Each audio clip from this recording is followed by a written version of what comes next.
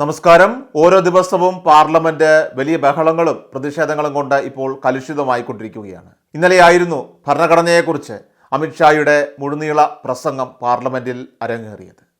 Indian ഭരണഘടനയെ BJP ഇല്ലാതാക്കാൻ നോക്കിയിട്ടും അവസാന പ്രധാനമന്ത്രി നരേന്ദ്രമോദിക്ക് തൊഴുതു വണങ്ങേണ്ടി വന്ന ഇന്ത്യൻ ഭരണഘടന ഇപ്പോൾ ഒരു പ്രധാന ചർച്ചാ വിഷയമാക്കി മാറ്റിയത് പോലും പ്രതിപക്ഷ നേതാവ് രാഹുൽ ഗാന്ധിയുടെയും അതോടൊപ്പം തന്നെ കോൺഗ്രസിൻ്റെയും ശക്തമായിട്ടുള്ള തിരിച്ചുവരവിലൂടെയാണ്.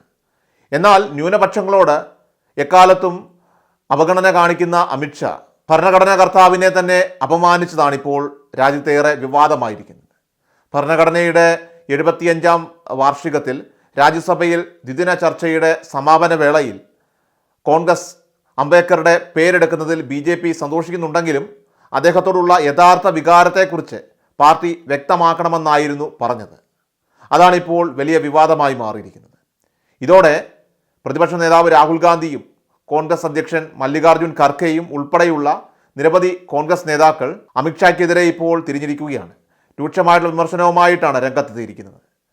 മനുസ്മൃതിയിൽ വിശ്വസിക്കുന്നവർ തീർച്ചയായിട്ടും അംബേദ്കറുമായിട്ട് വിയോജിക്കുമെന്ന് എക്സ് പോസ്റ്റിൽ രാഹുൽ ഗാന്ധി പ്രതികരിക്കുകയുണ്ടായി. അംബേദ്കറെ അധിക്ഷേപിച്ച ആഭ്യന്തരമന്ത്രി അമിത്ഷായും അതോടൊപ്പം തന്നെ BJPയും RSSും ത്രിവർണ്ണ പതാകയ്ക്ക് എതിരാണെന്നും അവരുടെ പൂർവികർ അശോകചക്രത്തെ എതിർക്കുന്നുവെന്നും സംഘപരിവാറിൻ്റെ ആളുകൾ മനുസ്മൃതി നടപ്പിലാക്കാനായിട്ട് ആഗ്രഹിക്കുന്നുവെന്നും ഒരിക്കൽ കൂടി തെളിയിക്കുകയാണെന്നും മല്ലികാർജ്ജുൻ ഖാർഗെ പ്രതികരിക്കുകയുണ്ടായി. അമിത്ഷായുടെ പരാമർശം വളരെയധികം വെറുപ്പുളവാക്കുന്നതാണെന്നും BJPയും RSSും അംബേദ്കറിനോട് പുലർത്തുന്ന വെറുപ്പാണ് ഇതിലൂടെ ഇപ്പോൾ വ്യക്തമായിരിക്കുന്നതെന്നും കോൺഗ്രസ് MP ജയറാം രമേശും തുറന്നടിച്ചു. ഇതോടെ അമിത്ഷാ ഇപ്പോൾ രാജ്യത്തോട് മാപ്പ് പറയണമെന്ന ആവശ്യവുമായിട്ട് കോൺഗ്രസ് സോഷ്യൽ മീഡിയയിൽ ഇപ്പോൾ വലിയ ക്യാമ്പയിൻ ആരംഭിച്ചിരിക്കുകയാണ്. അമിത്ഷാ അംബേദ്കറിനെ അപമാനിച്ചുകൊണ്ട് നടത്തിയ പ്രസംഗം ഇതിനോടകം തന്നെ ഇപ്പോൾ സോഷ്യൽ മീഡിയയിലും ദേശീയ മാധ്യമങ്ങളിലും എല്ലാം തന്നെ നിറഞ്ഞു നിൽക്കുകയാണ്. അമിത്ഷാ നടത്തിയ വിവാദ പ്രസംഗത്തിലേക്ക് मान्यवर अभी एक फैशन होगा है आम्बेडकर आम्बेडकर आम्बेडकर आम्बेडकर आम्बेडकर आम्बेडकर इतना नाम अगर भगवान का लेते तो 7 जन्मों तक स्वर्ग मिल जाता। अच्छी बात है ना ना सुनिए तो सुनिए ना आप सुनिए ना मैं बताता हूं। हमें तो आनंद है कि आम्बेडकर का नाम लेते हैं। आम्बेडकर का नाम अभी 100 बार ज्यादा लो, परंतु 7 में आम्बेडकर जी के प्रति आपका भाव क्या है ये मैं बताता हूं। मान्यवर आम्बेडकर जी को देश की पहली कैबिनेट से इस्तीफा क्यों दे दिया? आम्बेडकर जी ने कई बार कहा कि अनुसूचित जातियों और जनजातियों से हुए व्यवहार से मैं असंतुष्ट हूं। सरकार की विदेश नीति से मैं असहमत हूं और आर्टिकल 370 से मैं असहमत हूं। इसलिए वो छोड़ना चाहते थे, उनको आश्वासन दिया गया, आश्वासन पूरा नहीं हुआ, उन्होंने इग्नोरेंस के चलते इस्तीफा दे दिया। और एक श्री BC रॉय ने पत्र लिखा कि आम्बेडकर और राजा जी जैसे 2 महानुभाव मंत्रिमंडल छोड़ेंगे तो क्या होगा। तो नेहरू जी ने उनको जवाब में लिखा है राजा जी के जाने से तो थोड़ा बहुत नुकसान होगा, आम्बेडकर के जाने से मंत्रिमंडल कमजोर नहीं होता है। मान्यवर ये विचार जो खड़गे जी कह रहे हैं ना, क्या आपत्ति है? जिसका विरोध करते हो उसका वोट के लिए नाम देना कितना उचित है? क्योंकि अब आम्बेडकर जी को मानने वाले पर्याप्त संख्या में आ गए हैं, इसलिए आप आम्बेडकर आम्बेडकर कर रहे हो। मान्यवर मुंबई के मेयर ने एक पत्र लिखा था कि मऊ में आम्बेडकर जी का स्मारक बनाना चाहिए। मऊ में जो आम्बेडकर जी का जन्म स्थान सुझाव लिखा, उन्होंने कहा आमतौर पर स्मारक निजी पहल से बनाने चाहिए। यदि सरकार किसी प्रकार की सहायता करती है तो वो उचित नहीं होगा। उनके कितने स्मारक बने साहब? कोई स्मारक आम्बेडकर जी का नहीं बना, देश भर में नहीं बना।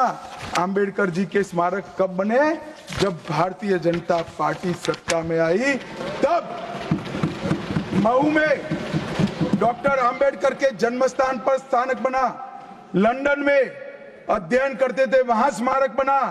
नागपुर में शिक्षा दीक्षालित वहां बना, दिल्ली में महापरिनिर्वाण स्थल पर बना और मुंबई में चैत्य भूमि में भी बन रहा है। हमने 5 तीर्थ बनाए महामानव।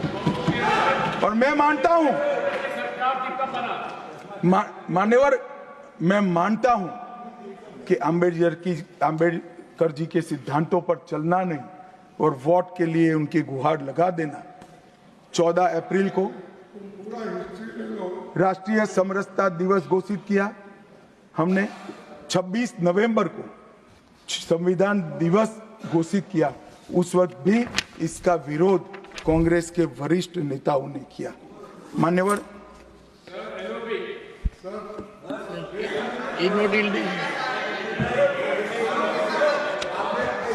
मान्यवर 370 पर कई बार चर्चा हुई है। मैं ज्यादा कहना नहीं चाहता। सब जानते हैं कि एक टेम्पररी प्रोविजन को अनौरत संतान की तरह अपनी गोदी में 70 साल तक कांग्रेस ने खिलाने का काम किया और 370 हटाने के लिए लोहे का जिगर चाहिए।